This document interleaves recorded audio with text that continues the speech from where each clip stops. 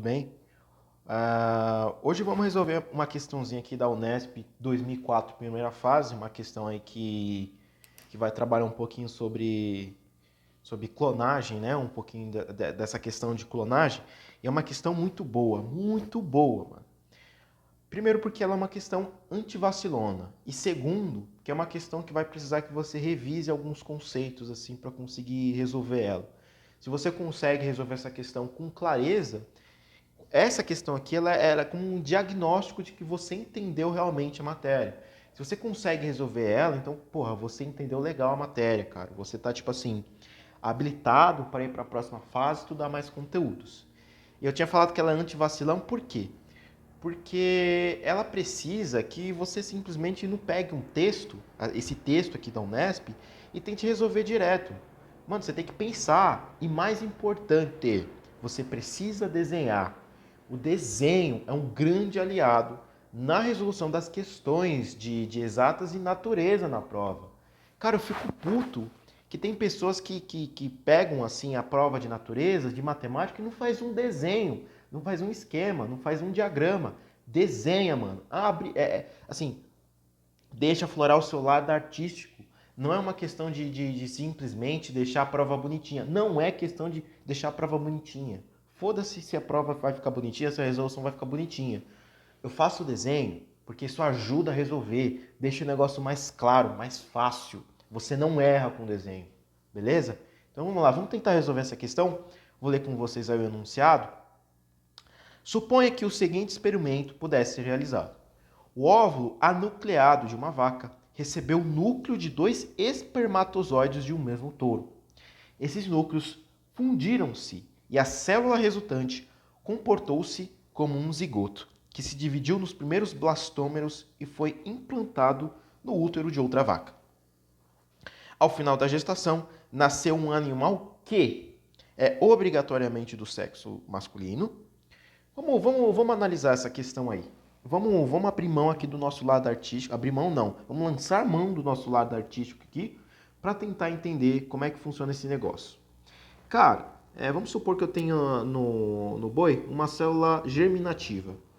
Como esse boi é do sexo masculino, ele vai ter um cromossomo X e um cromossomo Y. E é claro, irmão, que ele pode fazer cromossomos X, espermatozoides com cromossomo X e espermatozoides com cromossomo Y. Se eu juntar esses dois espermatozoides e fundir eles, beleza, aí eu vou ter um macho. Mas se eu fazer dois espermatozoides X e juntar os dois, o que acontece? Eu vou ter um organismo do sexo feminino. Então essa alternativa aí, obviamente, ela está errada. Por quê? Isso decorre do fato de que eu posso formar gametas X e fundir dois gametas X. E aí acabou. É do sexo feminino. Então isso aqui não tem nada a ver. É homozigoto para todos os seus genes? Vamos ver. Vamos fazer essa parada, vai. Vamos pegar aqui, por exemplo. Agora que vai começar o desenho de fato e assim, o cerne da questão. O que faz essa questão ser muito boa. Beleza. Eu vou fazer um processo aqui um pouquinho mais simplificado. Então aqui eu tenho uma célula germinativa, né?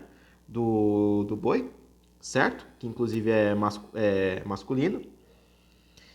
E aí eu tenho um par de cromossomos homólogos aqui. Eu já vou representar eles duplicados, né? Porque esse boi ele é diploide, certo? E esses dois cromossomos aí eles são homólogos. E aqui eu tenho os genes azão e bezão, tá? Aqui eu tenho azão e bezão. E aqui, nesse outro cromossomo homólogo, vamos supor a seguinte situação, que eu tenha genes Azinho e Bzinho, certo? Tudo bem? E aí a gente vai fazer o processo da meiose 1, tá? Primeira meiose. Olha o que acontece. Se a gente faz essa primeira meiose, a gente vai fazer duas células. Aliás, deixa eu representar isso aqui de outra forma. Deixa eu colocar mais para cá. Tá? e vou reduzir um pouquinho o tamanho. Pra gente conseguir, pra caber tudo aqui, né? Reduzir um pouquinho mais. E aí, beleza. Meiose 1. O que acontece? Aí eu vou fabricar duas células, né? Ok? E vou dividir os cromossomos homólogos. Tá? Se você sabe meiose, isso aqui é tranquilo para você. E aí, eu tenho uma célula haploide com esse cromossomo, tá? E uma célula haploide com esse cromossomo, tá? Só que, se você é um bom aluno, você percebe que que eu acabei de fazer está errado, está incompleto, na verdade. Porque a gente sabe que quando acontece a meiose 1, existe o processo de crossing over, tá? Que é o quê? A gente troca pedaços, a gente alterna pedaços do cromossomo.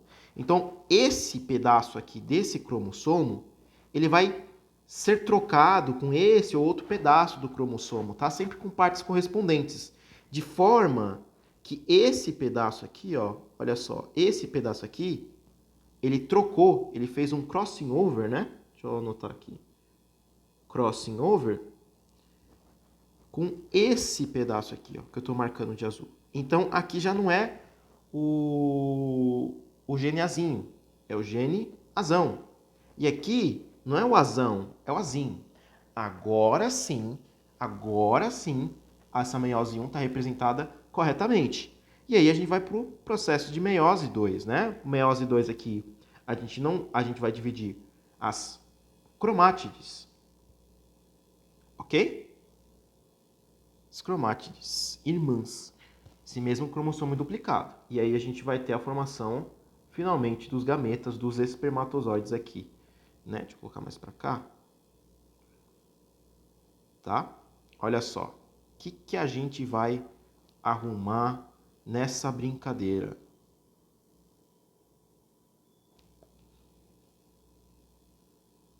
Aqui, a gente vai separar aqui no meio, né? Separou aqui no meio, e aí a gente tem esse cromossomo aqui. A gente separa aqui no meio, né? E tem esse cromossomo aqui. A gente separa esse aqui, ó. E aí, rapaz, a gente tem esse cromossomo aqui. E esse cromossomo aqui. Só fazer uma representação, né? Esse carinha aqui, ele é azão, azinho, bezão, bezinho, certo? Ele tem esses genes aqui, tá? E aí, cara, olha que interessante. Tem esses 4 espermatozoides, né? Espermatozoide 1, espermatozoide 2, espermatozoide 3 e espermatozoide 4. Observa que se eu fundir o 2 e o 4, tá? Eu vou ter uma célula diploide que vai ser o seguinte, ó, deixa eu representar aqui, ó, fundir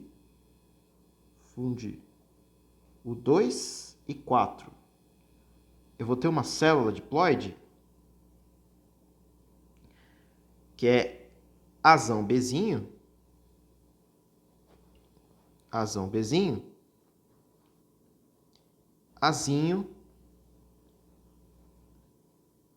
bezinho.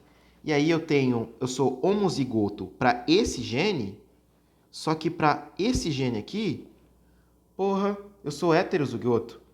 Então, essa alternativa aqui, ó, não é homozigoto para todos os seus genes, né? E tem outras formas de representação. Aliás, olha que interessante. Aqui, eu sou homozigoto, certo? E aqui, eu sou heterozigoto para os dois genes.